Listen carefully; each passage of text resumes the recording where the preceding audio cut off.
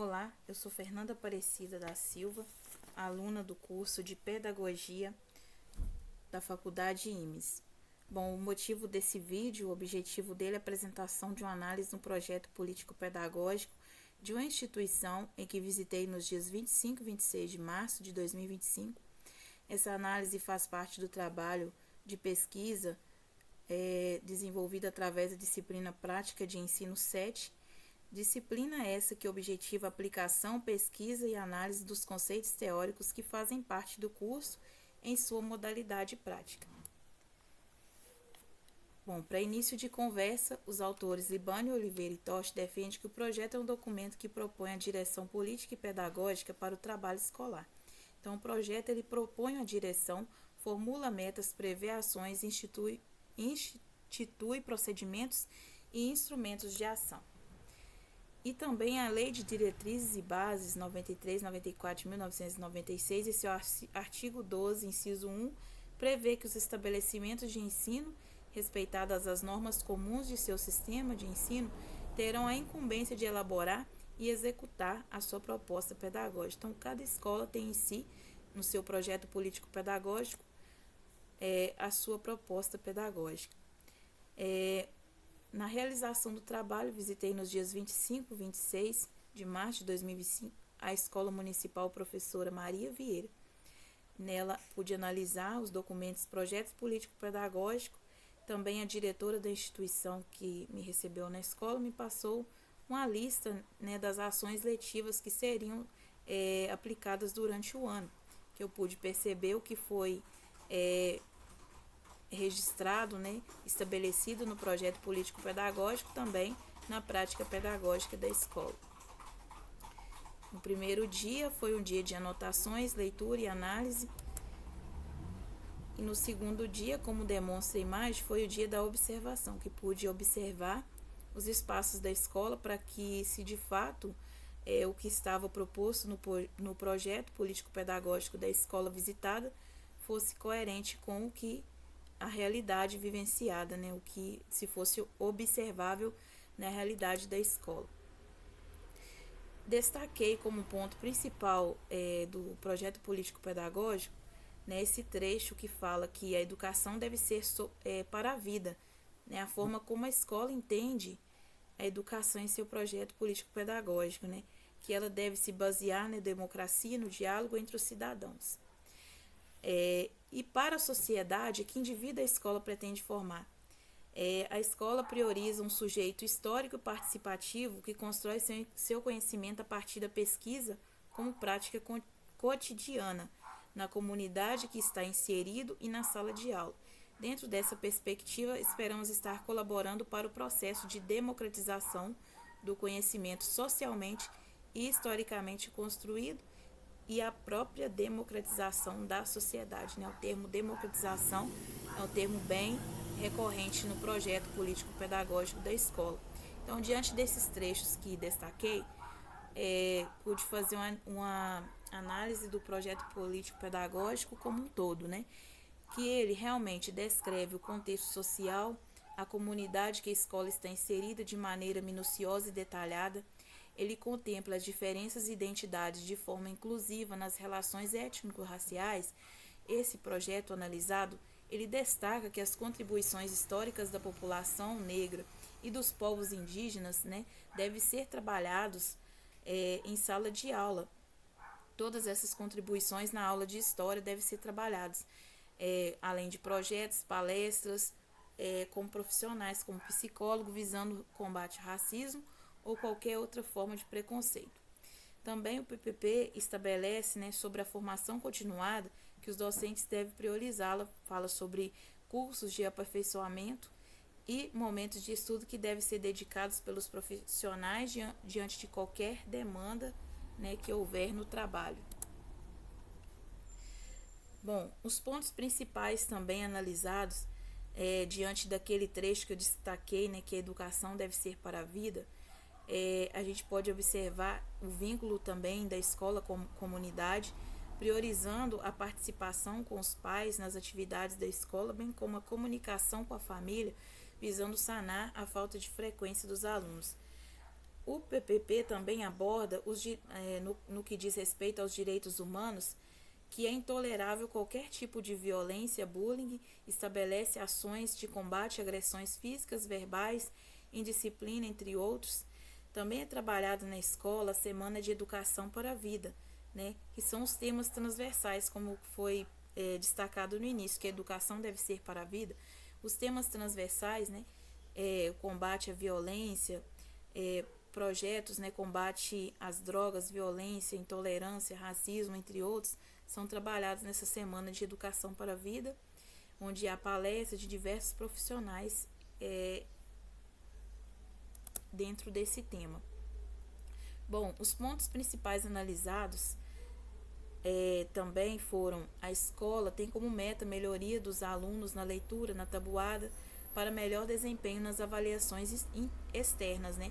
Ali apresenta os resultados das avaliações e também medidas que serão tomadas pela escola para que os alunos possam melhorar, né, nessas avaliações externas.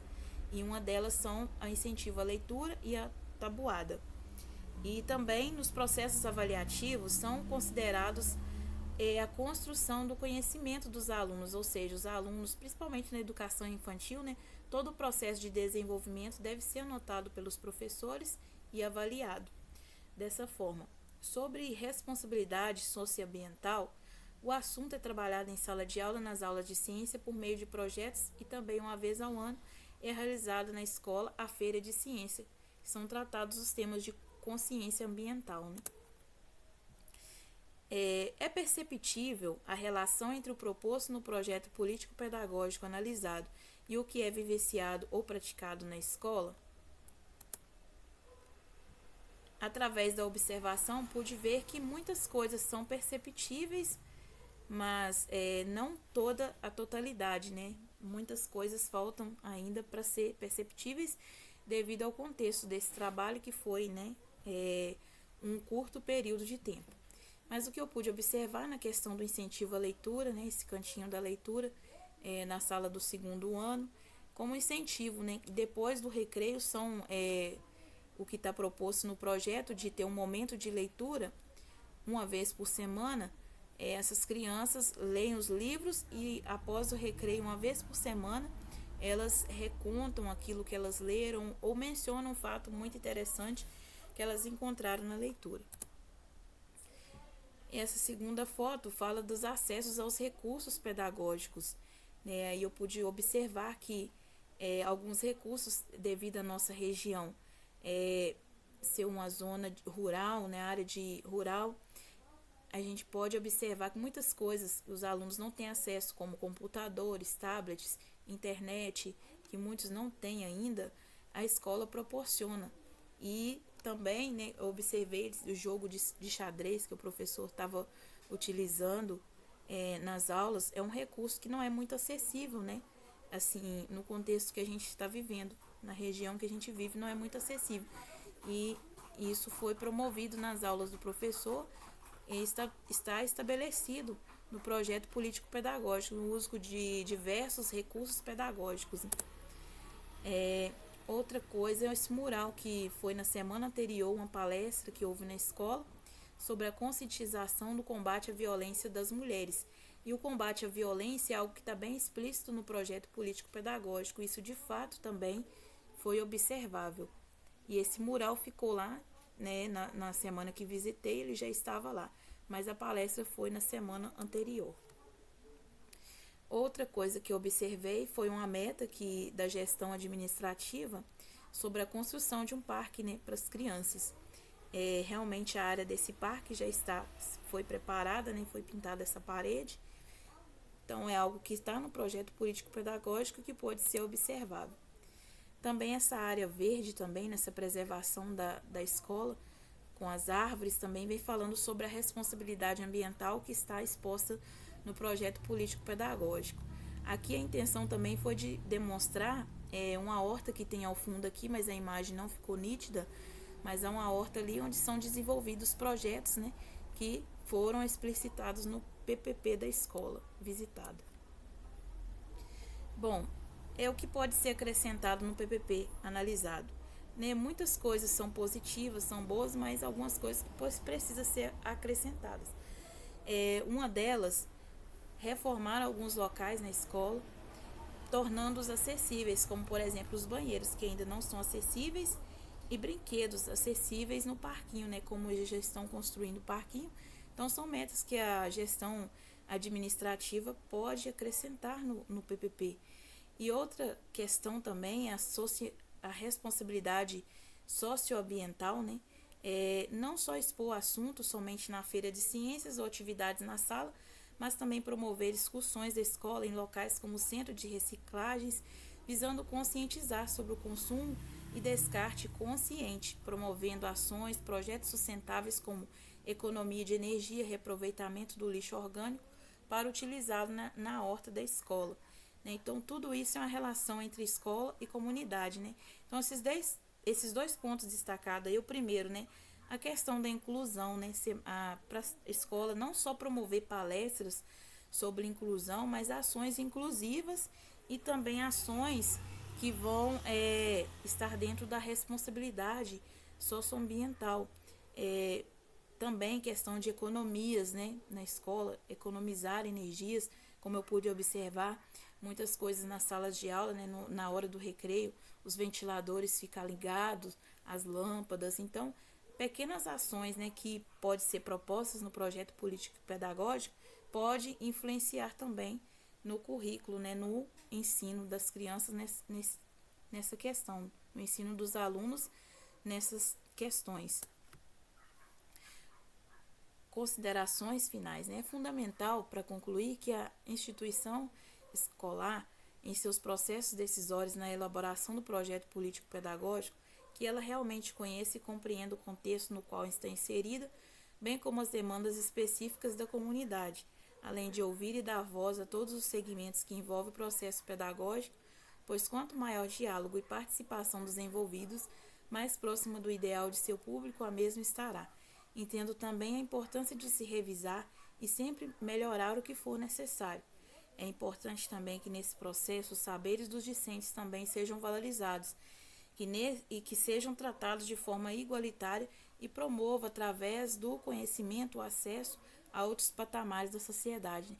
Que os muros da escola não possam separar a escola da comunidade, mas que a escola, de certa forma, tenha participação da comunidade e seus processos decisórios, né, numa gestão democrática, que ela dê voz aos alunos, a todos os segmentos envolvidos, né, nesse processo, e também que a escola pense no aluno para a comunidade, né, de alguma forma que ela possa influenciar a comunidade de uma maneira inovadora. Diante disso, né, tudo que foi estudado